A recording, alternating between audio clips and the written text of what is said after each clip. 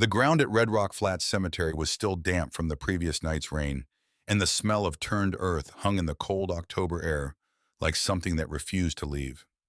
Margaret Calloway stood at the edge of the grave with her daughter pressed against her side, watching the pine box descend with the unhurried gravity of a thing that cannot be stopped. There were no flowers. There were no musicians. The Protestant minister from the white clappered church on Meridian Street read from his worn Bible in the flat cadence of a man who had done this too many times to pretend each occasion was singular, and the four neighbors who had come stood with their hats in their hands in the posture of people fulfilling an obligation rather than expressing grief. 14-year-old Nora Calloway did not cry. She stood with her jaw set at an angle that had nothing to do with sorrow, her dark eyes tracking each shovelful of dirt with an attention that made her look older than her years, in a way that caused a small private ache somewhere behind Margaret's sternum. Scout did not move from the grave's edge. The red-brown hunting dog had been Daniel's from puppyhood, trained through 4 years of early mornings and patient repetition into something that understood human intention better than most humans bothered to. He had followed Daniel Calloway into Red Rock Canyon a dozen times or more, trotting the familiar trail with the ease of an animal whose memory lives in its feet. Now he sat at the lip of the open earth, not whining, not restless, simply present in the way that dogs are present when they have decided something matters. Margaret watched him from the corner of her eye and said nothing. Edmund Cray arrived before the last shovelful of dirt covered the box. He was 52 years old, dressed in city clothes that had no business existing in a border town. A charcoal wool suit, a silk cravat the color of old gold boots, polished to a shine that the red dust of New Mexico territory would ruin within an hour.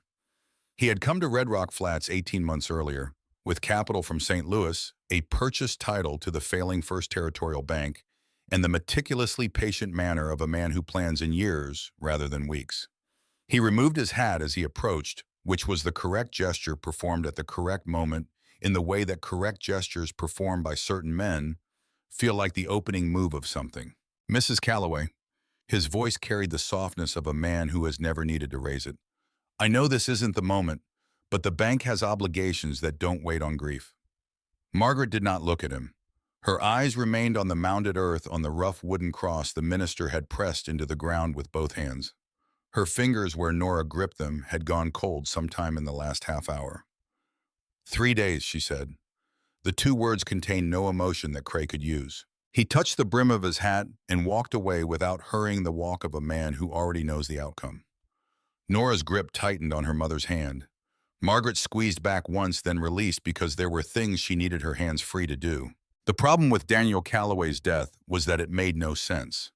This was the thought Margaret had been carrying for 5 days since the night Sheriff Walt Greer came to the door with his deputy and his hat already in his hand, the practiced solemnity of official bad news.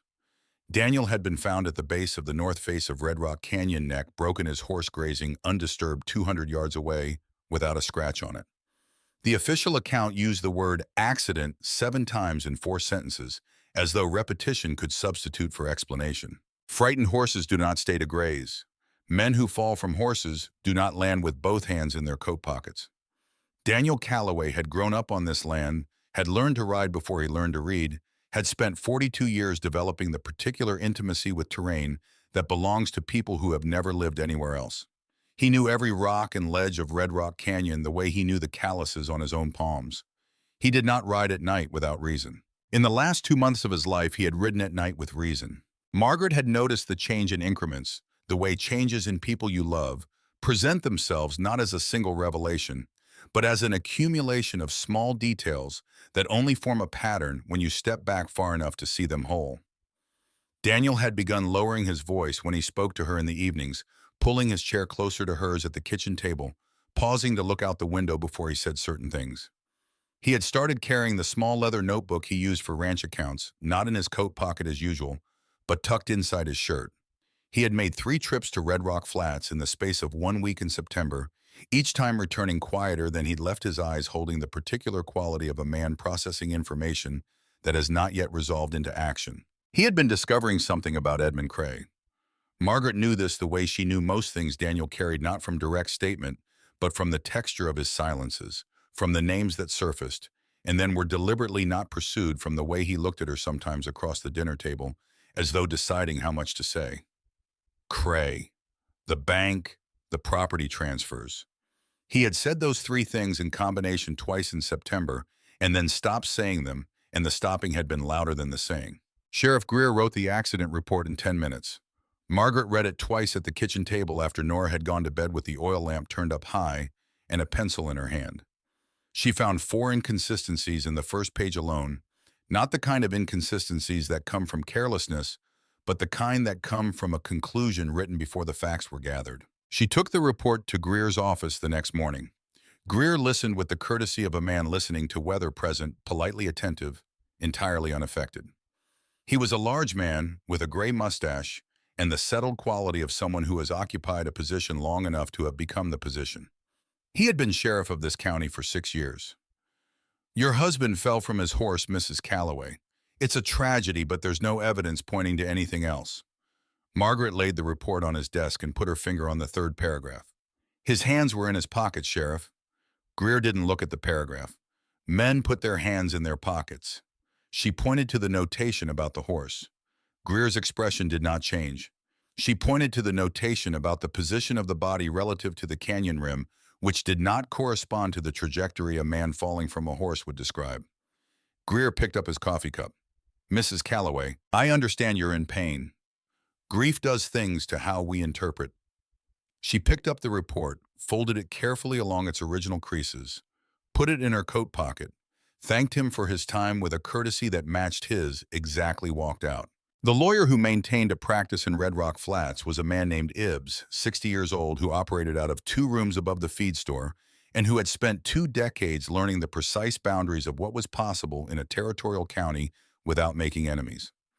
He received Margaret the following afternoon with the genuine sympathy of a man who had no power to act on his sympathy. She laid out what she knew. She laid out what she suspected. She laid out the 4 inconsistencies in Greer's report. Ibbs listened with more patience than Greer, which made the outcome no different. Without a witness, without physical evidence, without a document that establishes Daniel had discovered something Cray needed to suppress, there is nothing actionable, Mrs. Calloway. The only person with authority to open an investigation is the county sheriff, who has already closed the case. I understand that, Margaret said. Then you understand there's nothing I can do. I understand there's nothing you're willing to do. She said it without heat as a factual clarification, and Ibbs did not correct her, which told her everything she needed to know about the distance between those 2 statements. She wrote a letter to Arthur Finch in Santa Fe that afternoon, a name she found in the territorial legal directory she borrowed from the public reading room, describing the circumstances of Daniel's death and the financial situation with the bank in careful, specific language. She sealed it, posted it, had no expectation of a prompt reply. The women of the First Methodist Church came in pairs over the following 3 days, bringing food and the particular brand of compassionate intervention that women in small towns deploy when a member of their community is in visible difficulty. Margaret accepted the food because Nora needed to eat. She accepted the condolences because they were offered in good faith by people who had known Daniel. She thanked Mrs. Harmon for the apple pie, nodded at Mrs. Prescott's suggestion that perhaps this moment was an opportunity to reconsider her circumstances, met the carefully averted eyes of Mrs. Baylor, who had been her closest neighbor for 7 years, with the expressionless regard of a woman who files information without reacting to it. Agnes Ford was the exception. Agnes ran the town's small lending library out of the front room of her house on the corner of 2nd and Maple, a small woman of 50 with a directness of manner that had never made her widely popular, but that Margaret had valued for precisely that reason. Agnes brought nothing but herself, sat at Margaret's kitchen table, said, "What do you need?" It was the only question anyone had asked that Margaret had to think about before answering. What she needed was not something Agnes could provide, but she noted the asking. On the 8th day after Daniel's death, Edmund Cray came to the ranch with a legal document and 2 men who waited outside on their horses in the particular posture of men hired for their physical presence rather than their judgment.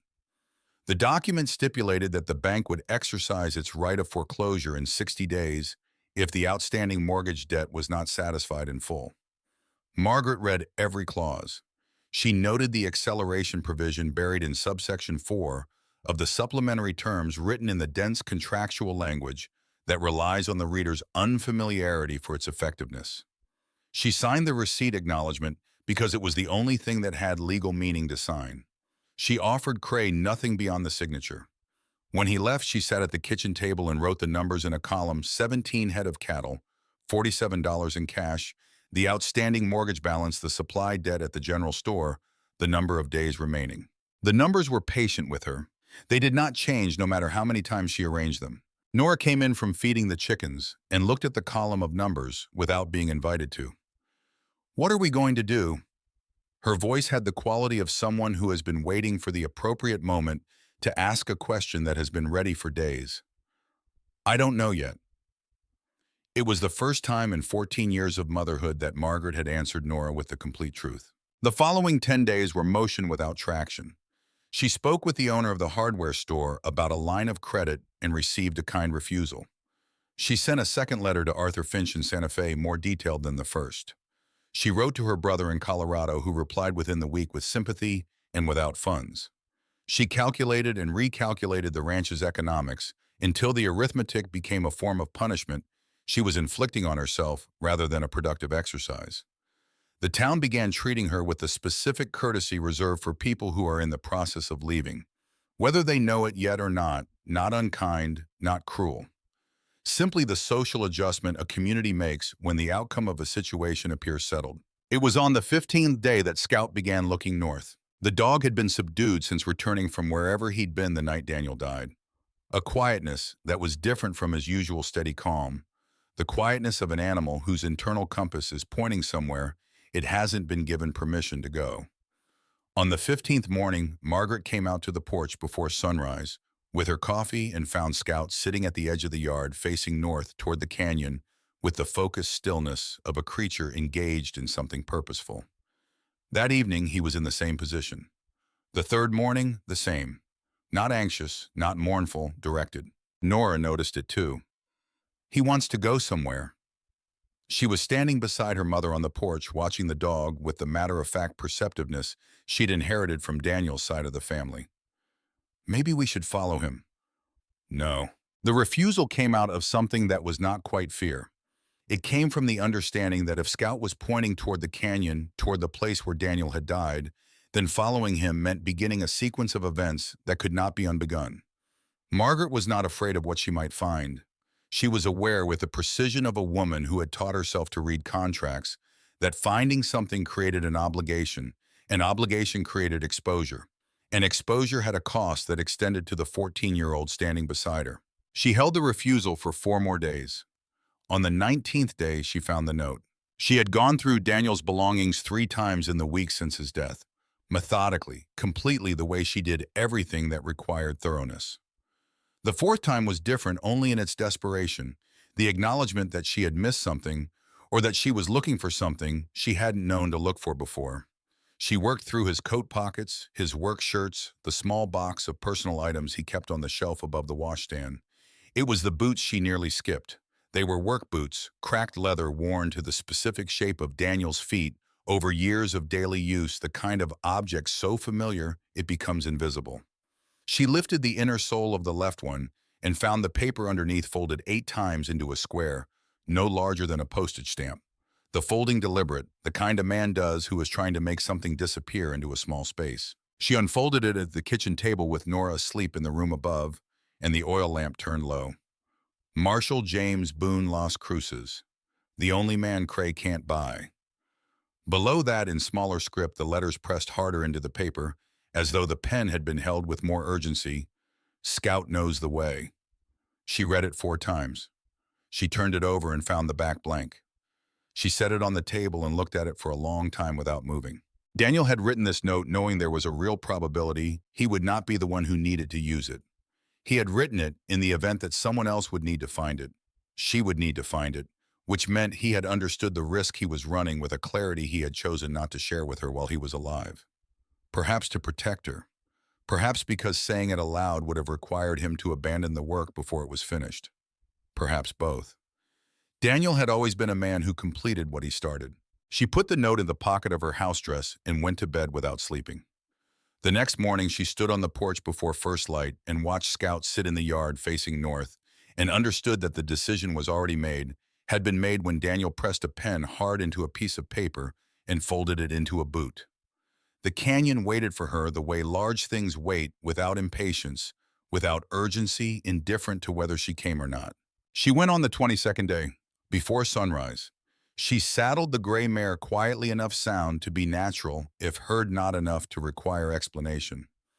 She told Nora in the doorway, her daughter's face still soft with sleep, "I'm riding out for a few hours. Don't open the door to anyone. Don't answer questions you haven't been asked." Nora looked at her for a moment with the eyes that sometimes in certain lights were entirely Daniel's. She nodded once and went back inside. Scout moved when Margaret rode out of the gate, not waiting to be called, falling into the trot ahead of the mare with the confidence of an animal following a route it knows. He did not look back to check if she was following. He knew she was. The trail north ran along the base of the Redstone Hills for 2 miles before dropping into the canyon proper. Margaret had ridden this stretch in daylight many times over the years, on errands, on boundary checks on the occasional afternoon when the ranch could spare her for an hour, and the landscape offered something that resembled peace. She had never ridden it with this quality of attention, cataloging each feature of the terrain the way you catalog a route you may need to retrace in the dark or describe in a courtroom. The canyon had the quality of a place that accumulated things. The red sandstone walls rose 30 feet on either side, catching shadow long after the sun had cleared the ridgeline above. The silence at the bottom was denser than the silence at the top, not an absence of sound exactly, but a concentration of it, as though the stone held frequencies that had no business being human. Margaret had never had a mystical inclination. She noticed the quality of the silence the way she noticed everything as information. Scout stopped at the western wall midway through the canyon's length before what appeared at first glance to be a natural accumulation of fallen rock and dead brush. She almost passed it. The obstruction blended into the cliff face with the seamlessness of things that have occupied a position long enough to belong there. The brush rooted the rocks, weathered the whole arrangement, presenting the comfortable face of geological inevitability. It was only Scout's stop posture that directed her attention specifically here, rather than at the 100 other features of the canyon wall she had already logged and dismissed. She dismounted, tied the mare to a gnarled mesquite root, and walked to the edge of the obstruction. The rock cutting was visible once she was close enough to see it. Straight edges in stone that does not produce straight edges by itself. The cuts were decades old, the sandstone that had been worked by chisel, now worn to nearly the same texture as the surrounding rock, but they were human work. Someone had either enlarged a natural passage or created one entirely, and had done so long enough ago that the intervention had almost completed its disguise. The brush piled across the entrance was dead but rooted, which meant it had been placed there living and had died in place, a process of several seasons at minimum. Scout walked through a gap in the brush that was exactly wide enough for a dog. Margaret pulled her rifle from its scabbard, pushed the brush aside, and followed. The interior smelled of dry earth and something mineral. Not the smell of decay, not the smell of animal habitation, the clean smell of rock and old air. The passage narrowed for the first 4 feet, requiring her to turn sideways, then opened into a chamber of low ceiling where 2 people could stand upright without difficulty.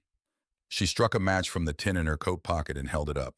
The flame showed her 6 wooden chests, iron-bound, the kind used by express companies for high-value documents or currency transfers. They were stacked against the far wall with a precision that was not accidental. 2 columns, 3 high, each chest positioned flush with the others in the way that only deliberate placement produces. A leather satchel sat on top of the highest stack, its strap buckled. Scout walked the perimeter of the chamber, nose moving, then settled on his haunches near the entrance with the satisfied posture of an animal that has completed its assigned task. Margaret stood with the burning match and understood in a way that existed slightly ahead of conscious thought that what she was about to find in those chests would determine the shape of the rest of her life. There were decisions that worked like keys. Once the door opened, the room on the other side could not be unmade. The match burned to her fingers. She lit another. The first chest was unlocked. She lifted the lid. Documents, legal papers, dozens of them, some bearing the territorial seal of New Mexico, others carrying the letterhead of financial institutions from St. Louis and Kansas City, whose names she recognized from newspaper financial pages. She picked up the first 3 and read them in the matchlight, turning them carefully, following the language with the methodical attention she had brought to every legal document she'd ever needed to understand. The first was a property deed. The second was a property deed. The third was a property deed. In each one, the name of the original property holder had been superseded by a transfer document bearing a signature that appeared on all three with identical ink color, identical deliberate penmanship, E. Cray, acting as legal representative and administrator of executed debts. She took three more, same pattern. She opened the second chest. More deeds. She counted 12 in this chest, 14 in the first. She opened the third chest and found correspondence letters filed in chronological order with the fastidiousness of a man who views his own records as insurance. Letters between Cray and Sheriff Greer. Letters between Cray and the County Justice of the Peace, whose name appeared on 3 of the foreclosure documents as official witness. Letters between Cray and an attorney in St. Louis discussing what Cray referred to in one passage as the management of obstinate debtors, and in another as the application of pressure within legal tolerances. She read one letter through in its entirety, holding the match with one hand, the paper with the other, her face close to the page. The language was careful. The content was not. She took one letter and put it inside her coat against her body.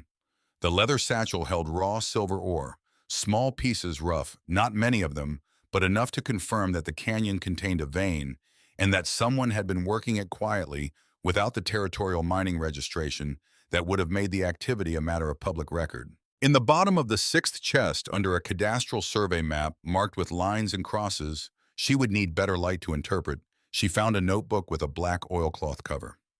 The handwriting was Daniel's.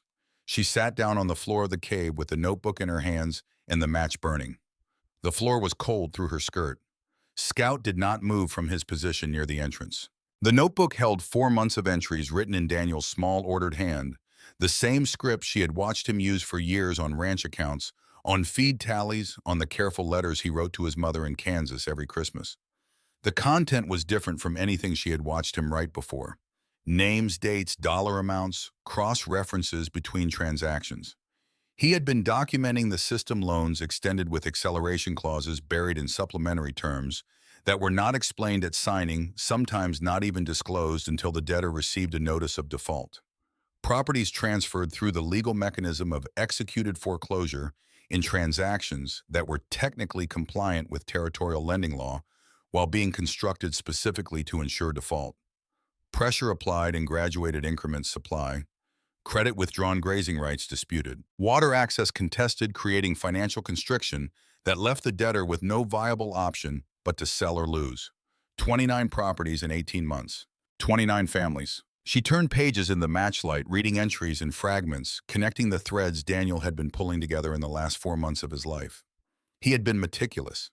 He had been building a case with the patience of someone who understood that evidence without organization is not evidence, it is noise. The cross-references between the notebook entries and the documents in the chests were precise. He had known where the documents were because he had found the cave before she had. The last entry was dated 3 days before he died. Found the cave, got everything. Pruitt saw the meeting between Cray and Greer, he'll talk. Riding to Las Cruces tomorrow. If something happens, Scout knows the way. Margaret closed the notebook. She held it against her coat. The match burned out, and she did not light another for a long moment, sitting in the dark of the cave with Scout's quiet breathing at the entrance, and the weight of 6 chests against the far wall, and the knowledge of what she was holding, precise and complete, and already irreversible. Outside, the sun had climbed past mid-morning. She had perhaps 4 hours before her absence from the ranch became notable to anyone who might be watching. She worked without rushing because rushing produces mistakes she could not afford. 2 trips from the cave to the mare, carrying 2 chests each trip and balancing the weight carefully across the saddle. She used the rope from her saddlebag to secure each load. On the 3rd trip, she brought the leather satchel and the notebook held inside her coat. She replaced the brush across the cave entrance as closely as possible to its original arrangement, kneeling in the canyon dirt and working each piece back into position with both hands. The exercise took 20 minutes she did not entirely have. She spent them anyway. The false bottom of the supply wagon, the compartment Daniel had built into the bed when he needed to transport expensive tools across open country without advertising their presence, held all 6 chests with 2 inches to spare. She covered the compartment, laid legitimate ranch equipment across it, and stood back to look at the result. It looked like a ranch supply wagon. It looked like nothing. When she walked into the kitchen, Nora was at the table with a book, not reading it. The girl looked up. The expression on her face was not curiosity. It was the expression of a person who has been waiting for the moment when waiting ends. "What did you find?" she asked. "The way through," Margaret said. "Tonight after supper, we start." The work of the next 9 days was the most concentrated labor of Margaret's life. She worked after Nora slept by lamplight at the kitchen table with the 6 chests open on the floor around her and the notebook open before her. She inventoried each document, cross-referenced it against Daniel's entries, categorized the correspondence by date and sender, and subject, identified the documents with the highest evidentiary value, the ones that connected Cray's name directly to specific fraudulent transfers, the ones that showed Greer receiving payments in exchange for specific official acts, the letter that used the phrase resolution of persistent obstructions in a context that left no interpretive ambiguity. Nora began helping on the third night without being asked. She sat across the table from her mother with a clean pen and copied documents in her clear, careful script. 2 copies of each critical piece, one for the wagon compartment, one sewn into the lining of her own mattress. 14 years old, precise with a pen, asking only the questions that needed asking, and receiving the answers with the equanimity of someone whose understanding has outpaced the information being given. On the 24th night, Margaret was adding the last entries to her master inventory list when she heard the horses. More than 2. The sound came from the north road. The approach to the ranch from the canyon direction carried on the still night air with the particular clarity that cold produces.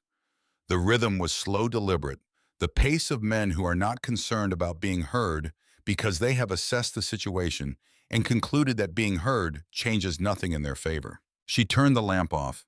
In the dark, she crossed the room, put her hand on Nora's shoulder, covered her daughter's mouth gently as the girl startled awake. "Quiet. Up to the loft. Don't come down until I call you by name." She felt Nora nod under her hand, felt the girl's body shift from startled to alert in the space of 2 breaths. The sound of bare feet on the ladder rungs, then silence above. Margaret took Daniel's Winchester rifle from the wall pegs where it had hung since his death.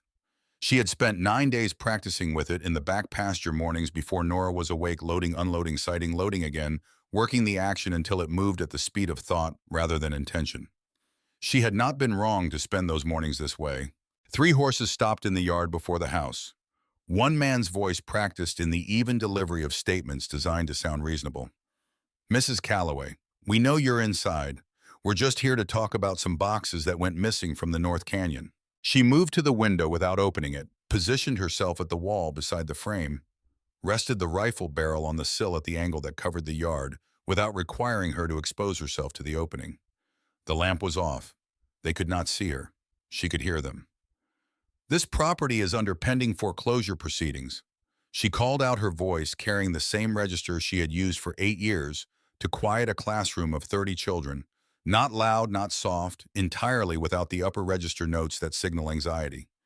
"Entry without legal notice constitutes unlawful trespass. I know my rights." A pause, the horses shifted, the voice again quieter now. "Ma'am, we don't want trouble." "Neither do I." The rifle barrel did not move from the sill. "Which is why I have this rifle aimed at where your voice is coming from. Good night." The horses took a long time to move. She counted the sounds, the initial shuffle of hooves, the shift of leather, the receding rhythm that confirmed all 3 were leaving in the same direction they had come from. She did not lower the rifle for 2 hours. She sat in the chair by the window with the weapon across her knees in the dark, completely still, listening to the night settle back into its ordinary sounds. Nora came down from the loft at 1 in the morning, moving quietly across the floor in the dark. She found her mother in the chair and sat on the footstool beside her without speaking for a moment. "They're gone." Her voice was low, steady, younger than her daytime voice in the way that voices become younger in the dark. "For now," Margaret said. Nora was quiet again. Then Papa said, "Fear without reason is just nerves, but fear with reason is intelligence." Margaret did not reply. She put the words in the place where she kept things. She did not want to forget the place that had no physical location, but that she had been building since she was old enough to understand that certain things once stored there could not be taken. Margaret sat in the dark with the rifle and her daughter's warmth beside her. and the inventory of everything she had cataloged spread behind her eyes in the precise order she had given it. 29 deeds, 41 letters, one cadastral map, one notebook, one leather satchel, one letter inside her coat that used the phrase persistent obstructions in a context a federal jury would have no difficulty interpreting. 60 days from the date Cray had handed her that foreclosure notice, 24 of them already gone. The numbers were still the same. The ground was still the same packed red clay and sandstone it had always been. But the shape of what was possible had shifted in the last 9 days, with the quiet, non-negotiable permanence of geological movement, the kind that does not announce itself, that simply arrives one morning as a new configuration of the landscape you believed you knew. She needed Las Cruces. She needed Marshal James Boone. She needed to cover 3.5 days of open desert with a wagon full of evidence, and a 14-year-old girl and a dog with at least 2 men somewhere behind her who now knew she had something they wanted back. She would leave before dawn on the 38th day. That gave her 14 days to prepare. She began preparing in the dark right then, with the rifle still warm from her hands, and Nora's breathing gone slow and even beside her, the way children can sleep in the middle of crisis because they trust someone is watching. Someone was watching. The 38th day arrived the way Margaret had arranged it, in darkness without ceremony. The pre-dawn cold of late October sitting on the desert, like something that had claimed the land before humans arrived and intended to outlast them. She had spent the 14 days between the night of the riders and this morning with the focused economy of a woman who understands that preparation is the only form of control available to her. The wagon was ready. The 6 chests were secured in the false bottom beneath 2 layers of ranch equipment, coiled rope fence wire, a broken harness she had kept for parts. The leather satchel with the silver ore was wrapped in burlap inside the compartment, positioned so its weight distributed evenly. She had sewn the most critical documents, the letter with the phrase persistent obstructions, 3 of the most explicit letters between Cray and Greer, the deeds with the clearest evidence of fraudulent transfer, into the lining of her winter coat, flat against the body panels where they would not crinkle when she moved. Nora came downstairs dressed before Margaret had to go to her room. The girl had packed her own bag the night before, including the mattress lining with its sewn-in copies, which she had removed and rolled into a tight cylinder wrapped in oilcloth. She asked no questions about the route. She asked no questions about the plan.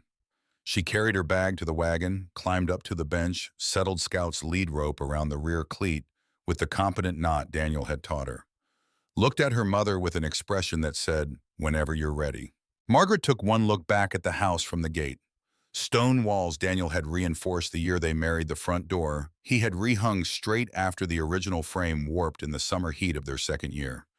The garden her mother-in-law had planted on her only visit, now overgrown, but not dead. She did not let the look last longer than it needed to. Agnes Ford had been told in the careful language of necessary confidence that the ranch would be unoccupied for a period whose duration was uncertain. Agnes had asked no questions either, which was one of the things Margaret valued about her. The road north ran parallel to the canyon's eastern edge for the first 3 hours, then curved west onto the open flats that stretched toward Las Cruces. Margaret knew the route from Daniel's descriptions of his supply runs and from the territorial map she had studied, until its contours existed in her mind, independent of paper. She held the horses to a steady pace, not hurrying, not dawdling, the pace of a ranching widow making a supply trip. The cover story required no particular performance. It simply required that she not behave like a person carrying 6 chests of evidence against one of the most financially resourceful men in the territory. The first hour passed without event. The second. By mid-morning, the canyon wall had dropped away to the left, replaced by the open roll of high desert, the creosote and scrub sage stretching to the horizon under a sky that held no weather, only the clean, merciless blue of October at altitude.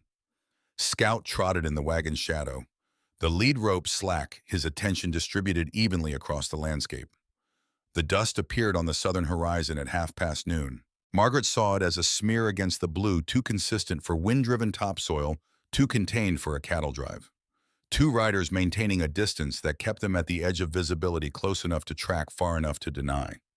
She watched the smear for 20 minutes before she mentioned it to Nora, who had already been watching it for 15. They did not discuss it at length. The shape of what it meant was not ambiguous.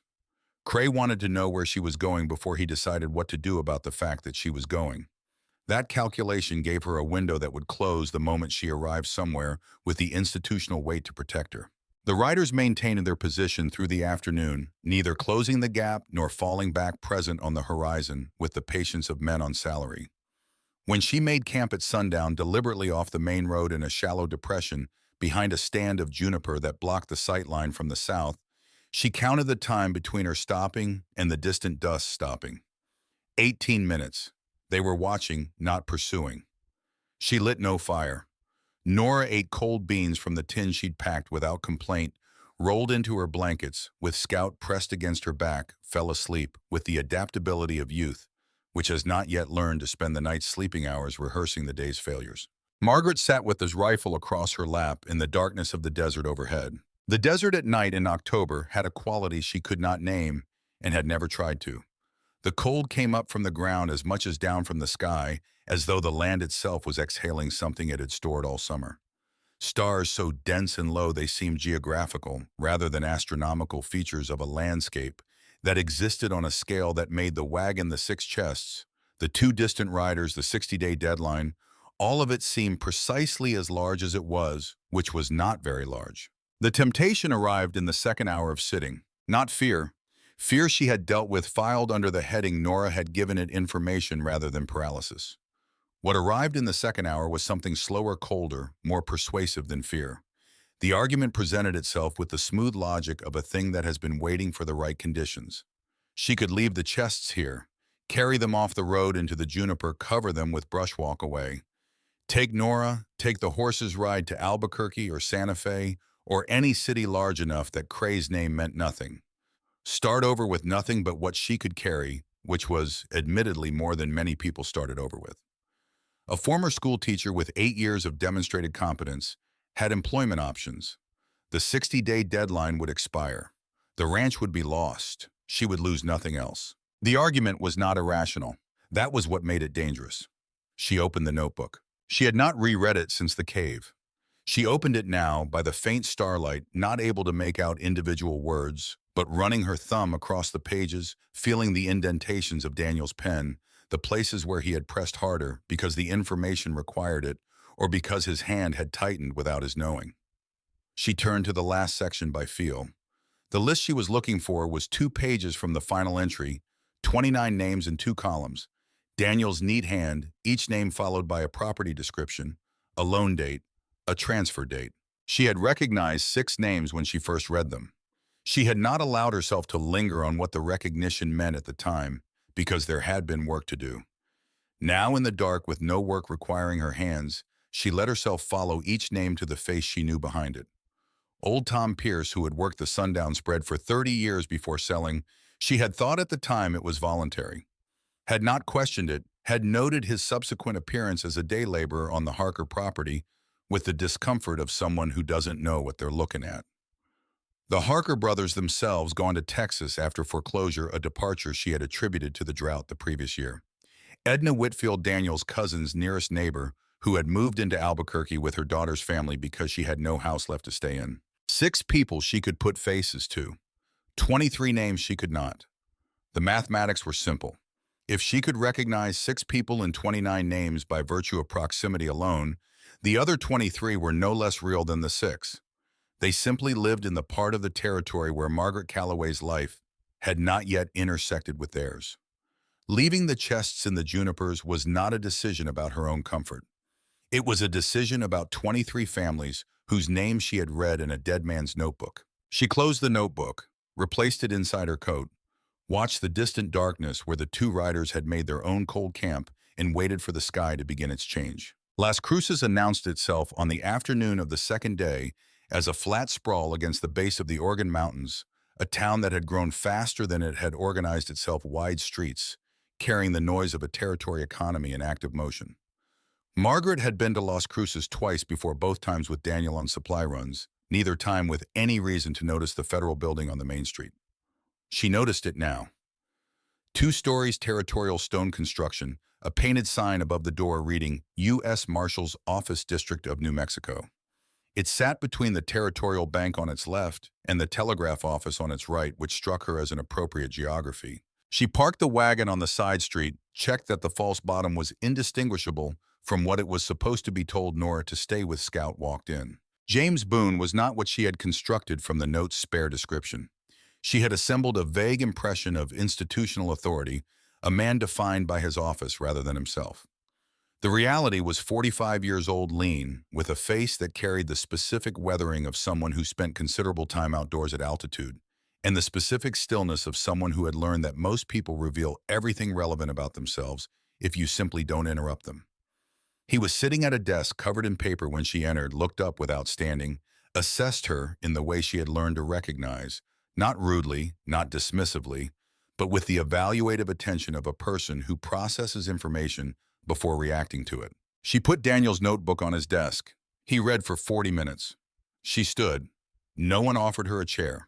She did not request one because the standing had its own information in it. The information of a person who is not here to perform distress, who is here because she has something concrete, who will remain exactly as long as the something concrete requires. When Boone closed the notebook, he did not speak immediately. He looked at the cover for a moment with the expression of a man organizing what he has just absorbed into the correct categories. Then he looked at her directly for the first time since she had entered. "Mrs. Calloway, if this material is authentic, what you have here constitutes evidence of systematic fraud on federal documents, territorial tax evasion, and what I would characterize in the appropriate legal language as second-degree homicide." A pause that was not theatrical, just the natural gap between one statement and what needed to follow it. It's also the kind of case that a man with crazed resources could litigate for 3 years in the federal courts. "I know that." She held his gaze without effort. "That's why I came to you instead of to Sheriff Greer." Something shifted in his expression, not warmth exactly, but a recalibration. He called for his deputy. Deputy Carter was 28, moved with the energy of someone who had not yet learned to ration. It took notes at a speed that suggested he had spent time as a telegraph operator. Within the hour, he had begun a formal legal inventory of the documents in the wagon. Each item log described witness to signed and evidence number. Boone had dispatched a rider to Santa Fe with a letter requesting Arthur Finch's immediate presence based on Finch's federal practice record. He had also sent a telegraph to Red Rock Flats, addressed formally to Sheriff Greer, notifying him that a federal investigation had been opened into the banking activities of Edmund Cray. Boone explained to Margaret while Carter worked through the inventory that the opening of a federal investigation automatically stayed any pending civil foreclosure proceedings under the same party. The 60-day clock that Cray had handed her at the ranch was suspended the moment the federal docket was opened. Whatever happened next, the ranch was not going anywhere while the case was active. She received this information the way she received most useful information, without visible reaction, filing it in the place where it belonged, noting its practical implications without allowing relief to displace vigilance. Greer's response to Boone's telegraph arrived in the time it took Margaret to drink 2 cups of coffee and eat the meal Nora had produced from their supplies in the wagon yard. 3 lines. Margaret Calloway was suffering from nervous instability consequent to grief. The documents in her possession were likely fabrications of her own manufacture. The sheriff's office of the county stood ready to assist federal authorities in any legitimate inquiry. Boone read the telegraph, folded it along its printed creases, placed it in the evidence folder Carter had started. "This is also evidence," he said. Nora, who was present and had read it over his arm, said, "He answered that fast because he was scared." Boone looked at the girl with an expression that acknowledged the accuracy of the observation without commenting on the source. Arthur Finch arrived on the afternoon train from Santa Fe with a leather case worn at the corners from use and the permanently concentrated expression of a man for whom distraction was not a personality option. He spent the evening with the documents, working through the inventory Carter had produced, pulling items, cross-referencing them against territorial land records he had requested from the Santa Fe office. Margaret sat with him for 3 hours, answering questions with the specificity she had developed over the 14 days of preparation, not elaborating beyond what was asked, not qualifying what was certain, not presenting as certain what was only probable. Finch asked precise questions. He received precise answers. By the end of the 3rd hour, the shape of the working relationship was established without discussion. The 3rd day in Las Cruces was when Cray's reach extended to where it could not be ignored. Old Walt Pruitt was 68 years old, a former silver miner who had worked claims in this part of the territory for 20 years before his knees gave out, and he settled in Las Cruces with a small house and a store of information about the canyon country north of Red Rock Flats. His name appeared in Daniel's notebook with a specific notation. Pruitt saw the meeting between Cray and Greer at the Red Star Hotel September 14th. We'll talk. Carter had located him on the first day, verified his willingness to testify, arranged for him to meet with Finch the following morning. Pruitt woke on the third morning with a broken rib and a message that the next one would be delivered somewhere he would not recover from. He was in his bed when Carter arrived for the scheduled meeting, still willing to testify, unchanged in that respect, but horizontal and in pain. The information reached Margaret in the room Boone had arranged for her and Nora at the Las Cruces Hotel, a government expense logged under witness protection, federal investigation, which was the category Boone had unilaterally assigned to them on the second day, without asking whether she found the categorization accurate. She sat with the information for 20 minutes. Pruitt being injured narrowed the witness base. It did not remove him. It confirmed in a way that added to rather than subtracted from the evidentiary picture that Cray's network extended to Las Cruces, and that he was willing to use it even after a federal investigation had been formally opened, which was its own species of information about the man's confidence in his own insulation. Nora found her in the chair by the window while she was working through the revised witness calculus. The girl had been going through the document copies they had brought not out of restlessness, because Nora did not do things out of restlessness, but with the same purposeful attention she had brought to the copying work at the kitchen table. She was holding a letter, a single page, her expression carrying the quality Margaret had learned to read over 14 years, as I found something that changes the current calculation. The letter was addressed to Thomas Cray in Boston. Margaret had cataloged it, noted it, filed it under Cray Correspondence Personal, and moved past it because the personal correspondence had seemed secondary to the operational documents. Reading it now in full in the afternoon light of the hotel window, she understood what she had moved past. The letter was routine in its first 3 paragraphs, a father's report of business progress, instructions about travel arrangements. The 4th paragraph requested that Thomas, upon his return in December, locate a specific set of documents in the Boston apartment and destroy them before coming home. The 5th paragraph was a single sentence that carried a different weight from everything surrounding it. I know you've had questions about the methods. We'll talk when you're back. Some things don't travel by telegraph. A man who explains his methods to a son who has questions is not a man with an unconditional ally. Nora's voice was quiet, precise. How old is the son? Margaret checked the envelope's address notation. 23, second year at law school. Nora absorbed this. Then he understands exactly what his father is doing. She set the letter on the table between them with the care of someone placing a piece on a board game whose stakes she has correctly assessed. Margaret took the letter to Finch that evening. He read it twice, set it down, looked at her with an expression that shifted the air in the room slightly. The son's potential testimony had not been part of the original case construction. The letter made it a variable worth accounting for. Finch drafted a telegraph to Boston that night, carefully worded, not threatening, precise in its legal implications, which Boone signed and Carter transmitted from the telegraph office on the main street. The response arrived 2 days later. Thomas Cray had nothing to declare regarding his father's business activities. The following morning, a second telegraph arrived. It was addressed to Margaret Calloway personally with no sender identification. The message was 8 words: I need to speak. Not the marshal. You. Boone read it, refolded it along its crease, held it out to her. It's your decision. She took the paper. She held it for a moment. A 23-year-old law student who had sent a formal denial on Wednesday and a personal appeal on Thursday had spent the intervening 48 hours in a specific kind of interior weather that she recognized not from personal experience of it, but from the years she had spent watching it cross the faces of children who were deciding whether to tell the truth about something that would cost them significantly. Finch managed the contact through an intermediary, a process that took 4 days of careful arrangement.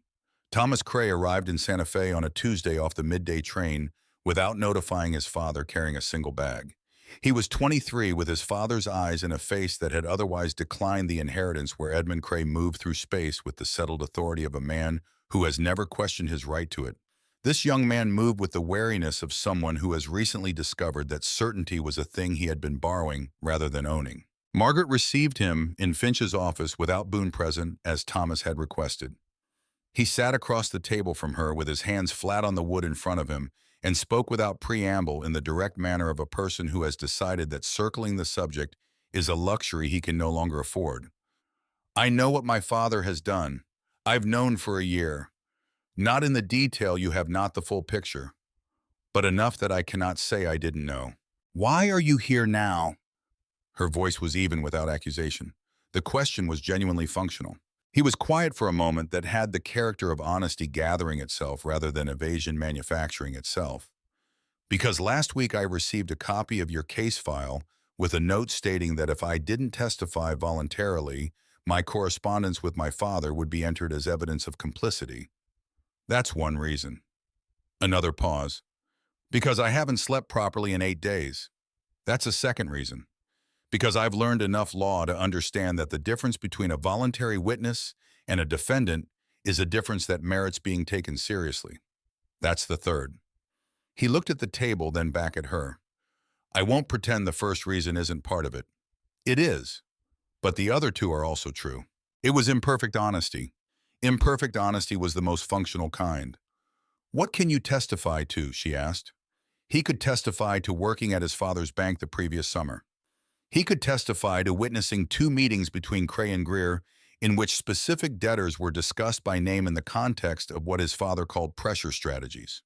He could produce 3 letters received from his father over the course of the year, which were not substantially different in content from the letters already in the evidence file. He would deliver those letters in person to Finch before the week was out. Margaret nodded. She did not thank him.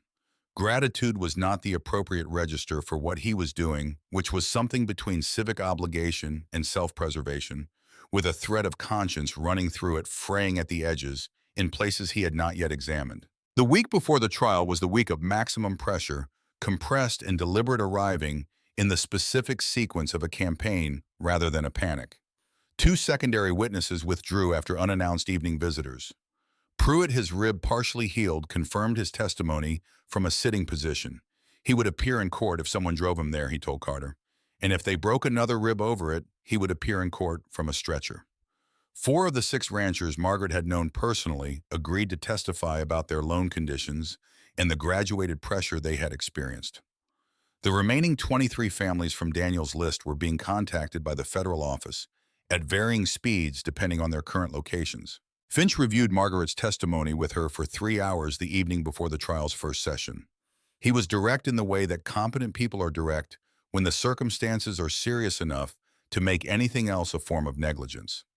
Cray's lawyer Aldrich from Kansas City would attack her credibility along predictable lines: no legal education, no financial expertise, a widow in grief constructing a conspiracy narrative rather than accepting an accident. Every time she felt the questioning pulling her toward defending her character, she needed to return to the documents. The documents don't have character, Finch said. The documents don't suffer from nervous instability. The documents are what they are. She repeated it to herself twice the way she had once repeated new vocabulary words to her students until the repetition made them available without effort. Nora came to her room that night, climbed into the bed beside her, the way she had not done since she was young enough that her feet did not reach the end of the mattress. They lay in the dark without speaking.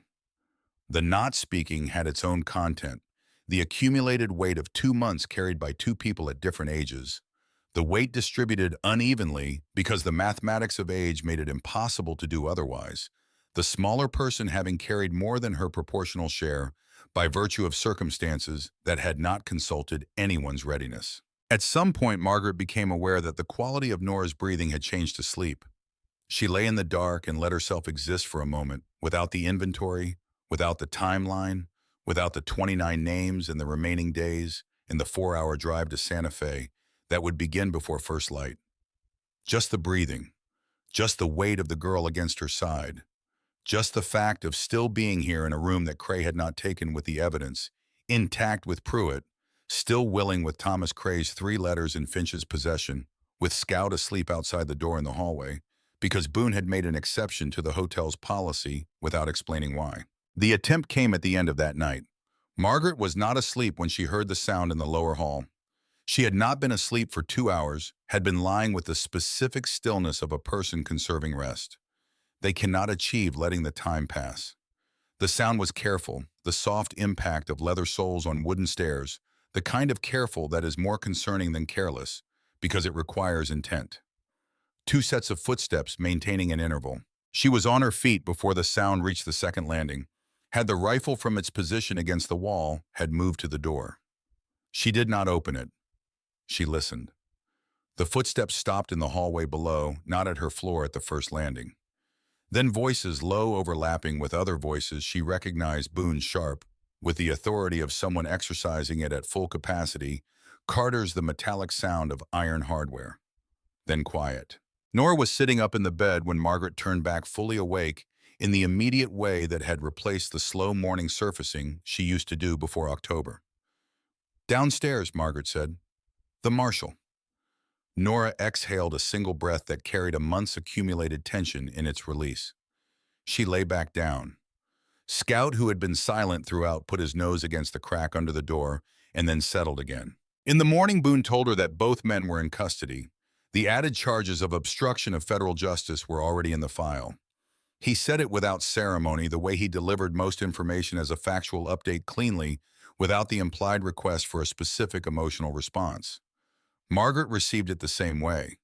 What she was thinking was not about last night's two men who were the symptom, but about the trial's first morning, which was the thing itself. Santa Fe in November held a cold that came off the mountains with a specificity that distinguished it from the open desert cold of the previous weeks. The federal courthouse occupied a substantial stone building on the plaza, 2 stories territorial construction, the kind of building erected to communicate permanence by people who needed to communicate it.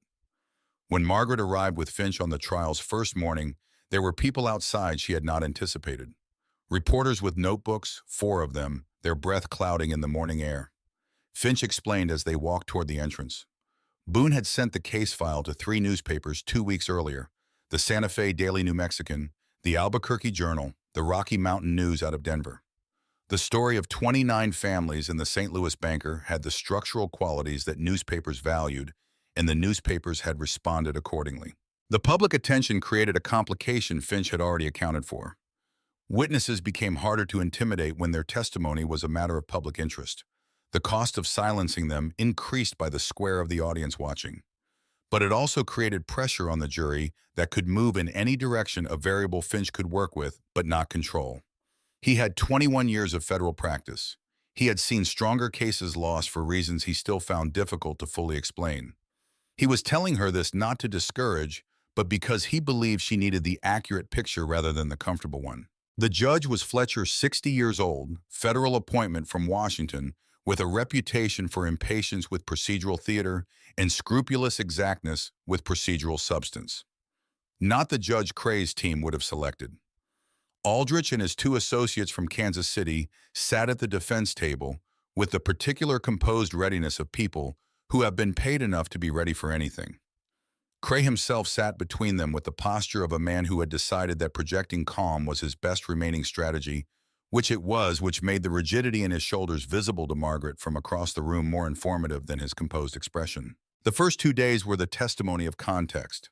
Pruitt, transported to the courthouse by Carter in a buckboard with a padded seat, described the September meeting between Cray and Greer at the Red Star Hotel, the location, the participants, the specific language used about specific debtors.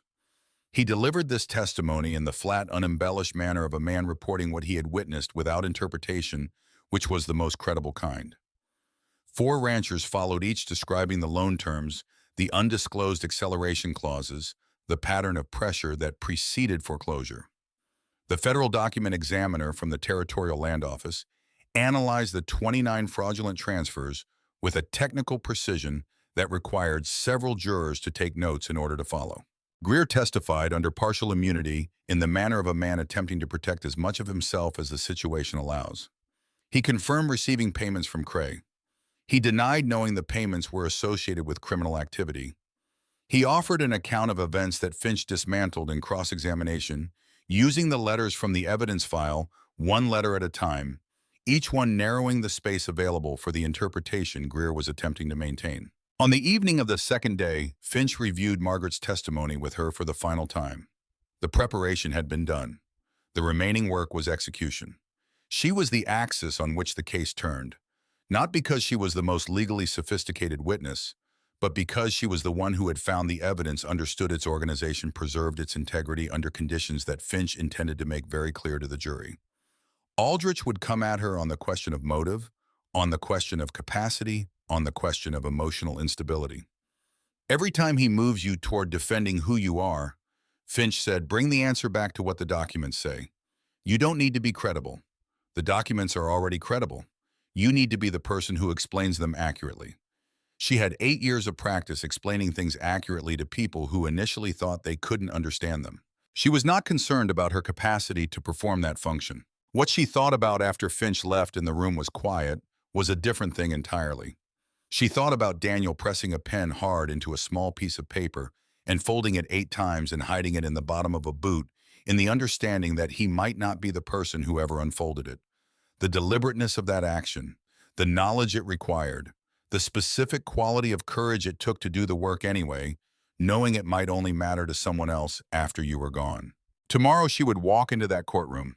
She would stand in front of the man who had killed her husband with such procedural care that it had taken weeks of work by a federal marshal and a territorial lawyer and a 14-year-old girl with precise handwriting to assemble the case against him. She would answer the questions with the accuracy she had been trained for by years of teaching and by the days of preparation and by the specific education of the last 2 months, which had been the most instructive of her life. Scout was asleep outside the door again. Nora was asleep in the bed. The courtroom was going to be full tomorrow and cold, and the reporters' pencils were going to be moving, and Cray's lawyer was going to do exactly what competent lawyers do, which is find the weak point in the available material and press it until something gives. Margaret Calloway was the available material. She intended to be the kind that did not give.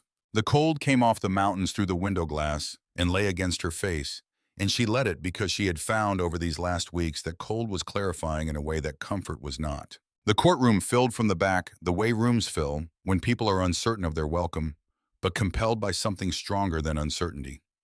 Margaret watched it from her seat at the plaintiff's table, the benches behind the bar taken first, then the standing space along the walls, then the narrow strip near the door where the reporters had staked their territory with notebooks already open. The Santa Fe Daily New Mexican had sent 2 men. The Albuquerque Journal had sent 1. The reporter from the Rocky Mountain News had arrived on the night train from Denver, a detail Finch mentioned without emphasis. But that carried its own weight. This story had crossed the territorial line, had become the kind of case that exists in the public record, whether Edmund Cray won or lost. Cray was already seated at the defense table when Margaret entered. She had not seen him since the foreclosure notice had spent 2 months carrying the fact of him without the visual referent. And the seeing now was briefly strange. The way a thing you have thought about extensively in the abstract becomes slightly smaller when it acquires physical dimensions again. He was the same man who had stood at Daniel's grave in his silk cravat, the same composed posture, the same quality of stillness that in other circumstances might read as patience, but that she now recognized as the performed variety, the kind maintained by discipline rather than achieved by temperament. His shoulders held the tension she had noted across the room the day before. Today the tension was more visible, distributed into the set of his jaw, the angle at which he held his head, a man applying everything he had to the project of not showing what he felt. Aldrich sat beside him, silver-haired, the bearing of a man whose professional identity was built on accumulated victories. His 2 associates arranged papers on the table with the coordinated efficiency of people who have worked together long enough to move without communication. Margaret studied the arrangement for a moment, then looked away. She did not need to understand the defense's preparation. She needed to understand her own testimony, which she had been understanding for 2 months. Judge Fletcher entered without ceremony, a compact man of 60 whose authority came from precision rather than volume. He had the quality of someone who had decided at some point in his career that the courtroom was a mechanism with a function, that the function required maintenance. That maintenance required that each component perform its designated role without embellishment. He surveyed the packed room with the expression of a man who has learned to adjust for the variable of public spectacle without letting it alter the mechanism's calibration. He called for order. The room produced it. The first 2 days had established the architecture.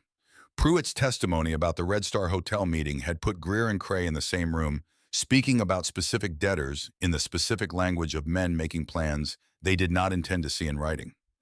The four ranchers had provided the human dimensions of what the documents described in abstractions: faces behind the transfer dates, voices behind the property descriptions, the specific experience of receiving a loan with terms that were not fully disclosed, and then watching those terms close around you with the inevitability of a mechanism rather than the contingency of misfortune. The document examiner had given the jury the technical vocabulary to understand what they were looking at, which was fraud with the precision of an instrument rather than the improvisation of opportunism. Greer's testimony had been the most uncomfortable 2 hours of the first 2 days, not because it was damaging to the case, but because watching a man attempt to thread the needle between self-preservation and criminal exposure was an exercise in the specific ugliness of complicity brought to light. Finch had used the letters to close each escape route methodically, not with theatrical flair, but with the steady application of specific language against specific denial, until Greer's account of what he had known occupied a space so narrow it had the dimensions of a lie without technically being one. On the third morning, Finch called Margaret to the stand. She crossed the courtroom with the particular quality of movement that comes from having decided what you are going to do before you are required to do it. She took the oath. She sat. The room settled into the attentive quiet of a space where everyone has reached the moment they came for. Finch began with the scaffolding, 8 years of teaching the ranch Daniel's background on the land, the nature of the mortgage with the bank. He moved through the sequence without rushing the night of Daniel's death. The visit from Greer, the visit to Ibbs, the discovery of the note in Daniel's boot. When he reached the cave, he slowed. He asked her to describe the approach, the obstruction, the interior, the arrangement of the chests, what she had found in each one. She described it in the order she had experienced it, using specific detail without embellishment. The number of documents in each chest, the consistent signature across all 29 fraudulent deeds, the precise language of the letter she had taken from the third chest and carried in her coat. When she reached the notebook, the room shifted. Not dramatically, it was the shift of collective attention, focusing, people leaning forward by fractions, the quality of silence becoming denser. She described the entries, Daniel's cross-referencing system, the 29 names. She described the final entry. She recited it without referring to any paper because she had read it often enough that the words existed in her independently of their written form. Found the cave. Got everything. Pruitt saw the meeting. Riding to Las Cruces tomorrow. If something happens, Scout knows the way. Fletcher had already ordered the documents entered as physical exhibits at the beginning of the morning session. Finch now introduced them one by one, matching each to the section of testimony it corresponded to. The process took 40 minutes. Aldrich objected to the authenticity of 5 documents. Fletcher overruled each objection after the document examiner confirmed from the stand that the seal's ink composition and paper stock were consistent with federal standards of the period. The objections had the quality of procedural obligation rather than genuine challenge, the gestures of a defense that has understood the weight of the evidence it is opposing. Aldrich rose for cross-examination with the measured ease of a man who has done this in larger rooms before more hostile audiences. He was technically skilled, which meant the attack was structured rather than emotional. Each question designed to accumulate toward a conclusion rather than deliver a single decisive blow. He began where Finch had predicted: professional competence. No legal training, no formal accounting background, no certification in the specialized field of territorial land transfer law. Margaret's answer was the same whether the question came from the front or the side. I taught reading for 8 years. These documents are written in English. I read them. Aldrich shifted. The loan itself, a legitimate debt voluntarily contracted, properly documented. The acceleration clause, a standard feature of commercial lending present in the contract she had signed, available for review at any point. Margaret's response carried the same even weight it had carried when she laid it out for Finch. The clause is in subsection 4 of the supplementary terms in language designed to be misunderstood. Daniel's notes from the signing afternoon don't mention it. A man who understands a clause writes the clause down. Aldrich changed direction, the custody chain of the documents. Had she altered any in the weeks between the cave and Las Cruces? She had not. Could she prove she had not? The document examiner already had. Aldrich pressed the point differently. The selection of documents she had categorized as most relevant Was that selection itself not a form of editorial manipulation, a construction of a particular narrative from raw material that might support other narratives equally well? Margaret held this question for a moment, not because she didn't have the answer, but because the answer required precision to land correctly. I selected documents that contain specific names, specific dates, specific dollar amounts, specific instructions between specific people. I am not aware of a narrative that those facts support other than the one the prosecution has presented. If Mr. Aldrich has identified an alternative narrative from that material, he has had it in his possession for 3 months. A sound from the gallery that Fletcher suppressed with a single look. Aldrich came to the question he had been building toward for 40 minutes. The question Finch had told her was coming, had rehearsed with her until she could answer it from any angle of approach without losing the thread. He framed it carefully, the way careful lawyers frame the question they most need to land, given her emotional state following the sudden death of her husband, given the financial pressure she was operating under, given her admitted lack of formal legal training. Was it not possible, not certain, simply possible, that she had constructed a framework of interpretation over these documents that reflected her need to find an explanation for a death that had been ruled accidental, rather than reflecting the objective content of what she had found? The room went completely quiet. Margaret took one breath.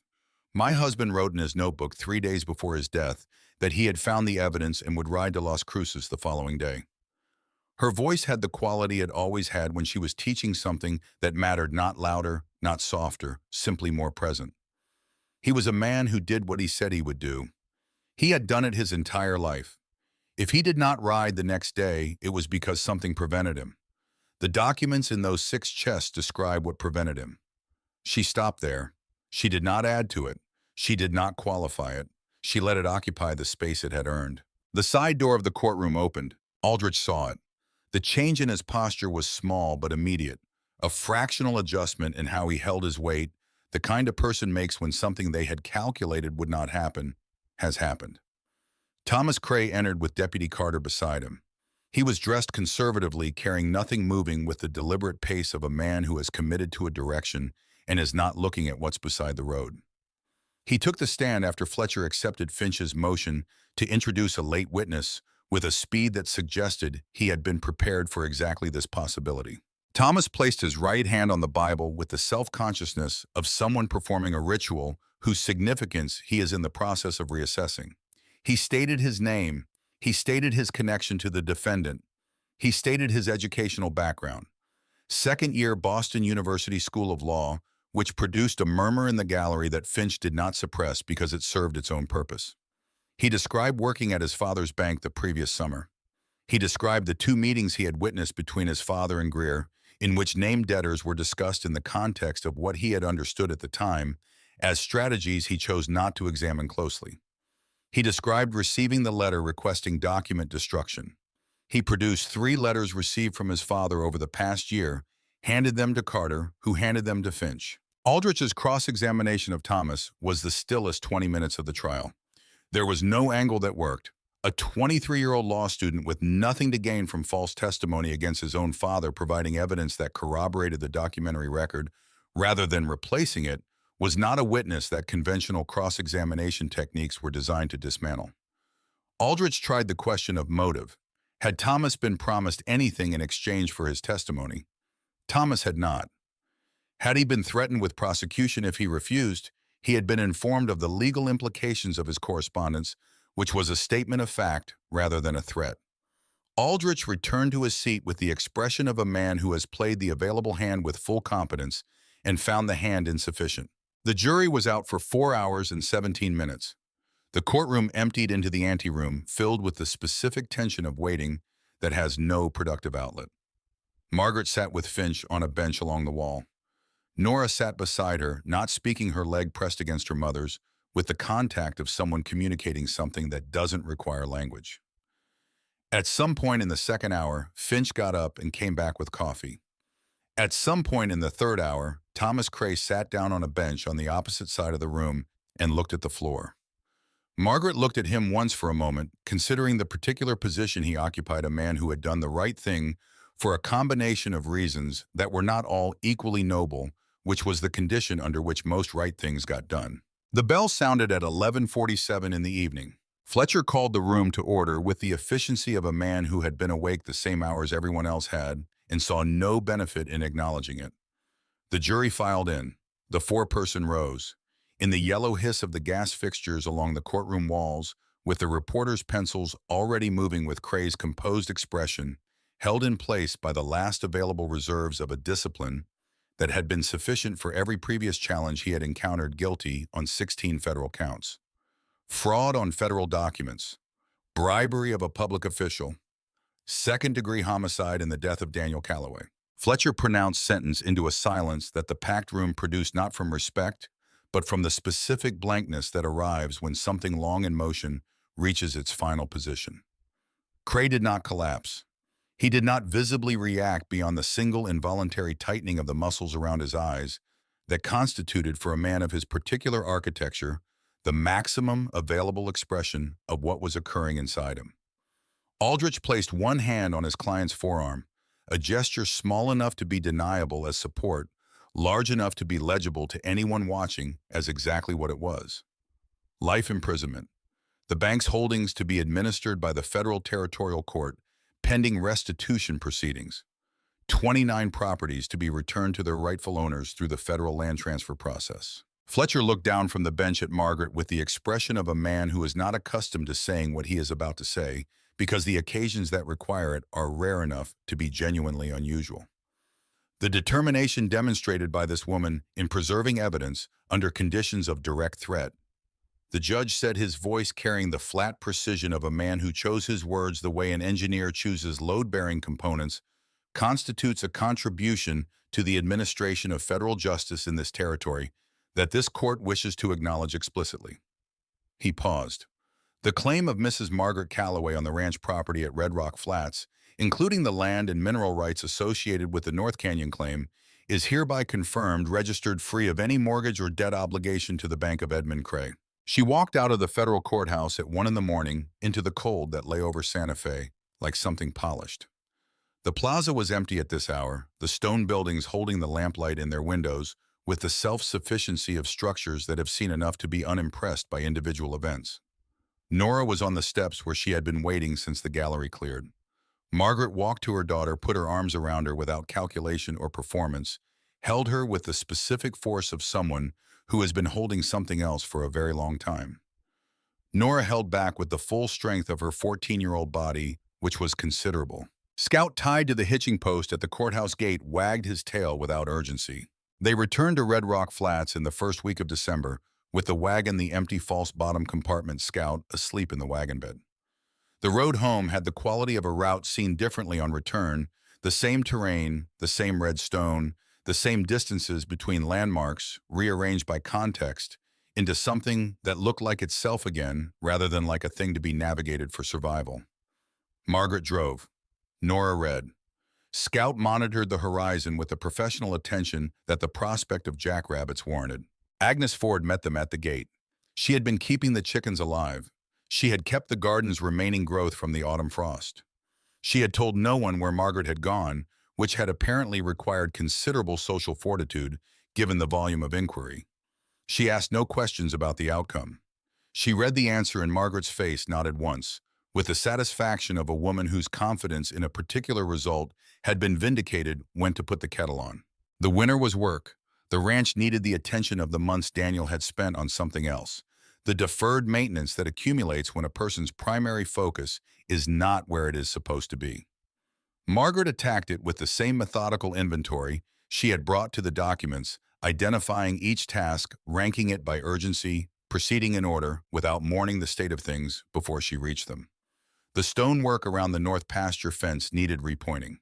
2 of the outbuilding roof supports had shifted. The well housing needed new timber framing. She hired Tom Pierce for the structural work, the same Tom Pierce whose name had been in the first column of Daniel's list, who had been working other people's land for a year. She paid him at the going rate, which was the only appropriate rate. Nora returned from Santa Fe in February, having outgrown 2 pairs of shoes she had taken with her in November. She came back with a box of books from the Territorial Library's lending program, which the librarian had apparently allowed her to extend indefinitely based on Nora's demonstrated commitment to returning things in their original condition. She also came back with a clearer version of the expression she had worn in the months of the trial's preparation.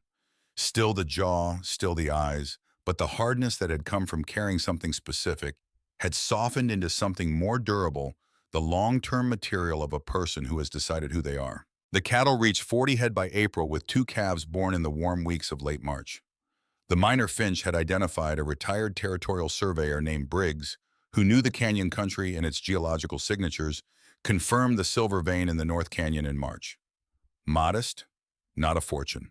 Sufficient for a sustained program of ranch improvement spread over years, which was what Margaret had wanted rather than a windfall, because windfalls had a way of requiring the same quality of attention as crises, and she had had enough of both. Walt Pruitt, his rib healed through the winter, took the supervisory role for small-scale extraction with the practical satisfaction of a man who has found that testimony and fractured bones in combination produce a specific kind of clarity about what matters. The letters began arriving in March. The first was from Edna Whitfield in Albuquerque, whose name Margaret had recognized in Daniel's notebook, and who had been living with her daughter's family since the foreclosure. The federal restitution process had confirmed her right to her original property. She was trying to understand what returning meant, practically, legally, financially, given 18 months of absence and a house that would need work. She had heard from the federal office that the case had originated with Margaret Calloway. She was writing to ask whether Mrs. Calloway could advise on the process. Margaret wrote back that same evening with what she knew, which was specific, grounded in the actual process she had been through, rather than general encouragement. She referred Edna to Arthur Finch for the legal mechanics. She described what the federal registration process looked like in practice. She answered the question Edna had actually asked, rather than the question a person in crisis often needs to be talked away from. More letters came. Some from people whose names she recognized from Daniel's list. Others from people she had not known, existed families from parts of the territory she had never visited, who had heard about the case through the newspaper coverage or through the territorial legal network that Finch had described as actively using the case as precedent. By summer, she had answered 31 letters with the same methodology, specific information, practical referrals, honest assessments of what the process could accomplish. Finch came to the ranch in June. He sat on the porch with Margaret in the late afternoon and told her that the federal case had generated a precedent being actively cited in territorial courts. The New Mexico Territorial Legislature had a bill in committee addressing acceleration clause disclosure requirements in mortgage contracts not directly attributable to her case, he said, but not existing without it either. She noted the distinction. It was an accurate one. The causal chain ran through her without originating in her, which was the correct description of what had happened. Agnes Ford brought the cooperative into existence in September. She had been thinking about the organizational structure since Spring had discussed it with Margaret and with Edna Whitfield, who had returned to Red Rock Flats in July with the specific determination of a woman reclaiming what is hers. The three of them formalized the arrangement in October, a lending cooperative for widows and single-income households in the district, providing credit at fixed rates with full disclosure of all terms before signing, with access to basic legal review before any contract was executed. The operating capital came from 3 sources in equal portions: Margaret's initial mine proceeds, Edna's property sale of her extra acreage, Agnes's personal savings accumulated over 20 years of running the lending library. It was not large, it was not meant to be. It was meant to be sufficient for the specific purpose which it was. Nora helped on Saturdays without being asked, managing the filing system for loan applications with the same precision she had brought to document copying in the kitchen 12 months earlier. In November, she told Margaret with the directness she had always had, but that had acquired an additional register of certainty. "I want to study law." Margaret's response was immediate, without qualification. "Then you'll study law." She thought of Thomas Cray, who had studied law at 23 and arrived at a federal courtroom in Santa Fe carrying his father's letters as evidence against him. She thought of what Nora would do with the same education and a different formation, the specific inheritance of having watched her mother read an acceleration clause by matchlight in a cave and understand it fully. On an afternoon in October, a full year after she had first followed Scout into Red Rock Canyon, Margaret rode back there alone. Scout was with her slower now in his second year, without Daniel, his trot having settled into a deliberate walk that had its own authority. The canyon had the quality she remembered: the density of the silence, the way the red walls accumulated shadow ahead of the actual sun's decline. She rode to the spot on the western wall where she had first seen the hidden entrance. The brush was still in place as she had replaced it, the previous October grown slightly more convincing with another season's weathering. She did not dismount. She sat on the mare and looked at the obscured entrance for a long time. Daniel had found this place and understood what it meant. He had spent 4 months building a case that existed in a notebook in a cave with no guarantee that he would be the person who delivered it to anyone capable of using it. He had written a note and put it in a boot with the knowledge that he might not survive to retrieve it himself. The work was the work regardless of who finished it. He had done his portion. She had done what came after. The line between them was not a handoff. It was a continuation of the same movement, the same understanding that some things are worth the cost of doing them even when the cost is total. She was not mourning him any less. The room with the partly open door was still there, would always be there had his name on it in a way that would not change with time or effort. What she had come to understand in the months since the verdict was that grief of that kind does not displace the living of a life. The two occupy the same house without competition once you stop trying to assign them separate territories. Scout had found a patch of late-season grass near the canyon wall and was investigating it with the thoroughness of a dog who has earned his leisure. She watched him for a moment with the uncomplicated affection she had felt for him since he came back that first night. Without Daniel having been somewhere she still did not fully know, returning with something in his manner that she now understood as the weight of a task completed. She rode back to the ranch when the sun began its descent, the light shifting toward the specific red of October evenings in this country, the light that makes the stone walls look like they were made of the same material as the sky, that gives the landscape the quality of a thing fully realized rather than in process. The Oregon Mountains on the eastern horizon held their shapes against the darkening blue with the patience of things that measure time in geological increments rather than human ones. Nora was on the porch with a book when Margaret came through the gate. Scout climbed the porch steps and lay down at Nora's feet with the satisfaction of an animal that has been where it needed to go. The lamp inside was already lit, the smoke from the chimney rising straight in the still evening air. This was her land. Her name was in the Federal Registry of New Mexico Territory, Margaret Calloway, fee simple owner, unencumbered. Not a widow's name, not a husband's appendage, not a notation in someone else's record of transactions. Her name with her history behind it, with 40 cattle in the south pasture, with a silver vein being worked modestly under Pruitt's supervision, with a cooperative entering its second month on the corner of 2nd Street, with a daughter on the porch who was going to study law. She had lost Daniel. That was the permanent condition, the room with the open door, the thing that had no resolution because it was not a problem to be solved, but a fact to be inhabited. She had learned over the course of the year the difference between those two categories, with the specificity that only experience of both can teach. The solving had been done in the cave on the desert at night in the federal courthouse under Aldrich's cross-examination in the 31 letters answered with honest, specific information. The inhabiting was the ongoing work, the less dramatic, more demanding, more permanent project. The desert does not offer comfort. It offers terrain, hard, specific, indifferent to intention, workable by those who do not require it to be otherwise. Margaret Calloway had planted herself in the worst year of her life in this particular terrain. She had not planted herself gracefully or without cost. She had planted herself because the alternative, which she had examined thoroughly in the dark, with the full force of her reasoning capacity, was less acceptable than the difficulty of staying. The roots had taken. The evening light held for another few minutes over Red Rock Flats, the particular generosity of October in the high desert, the light that arrives late and leaves slowly, as though the day itself is reluctant to be over. Nora looked up from her book. Margaret climbed the porch steps. Scout thumped his tail once against the boards without lifting his head.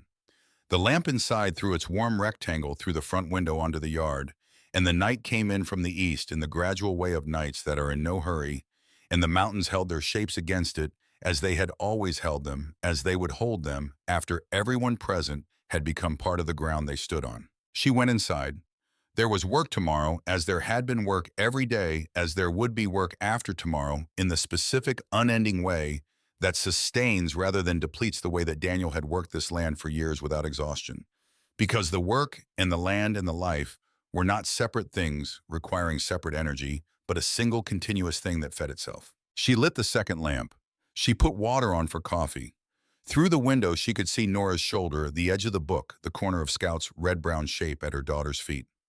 It was enough. Not because it was all she had wanted, because it was real hers paid for at the full price still here at the end of the hardest year of her life. That was what enough meant in the end.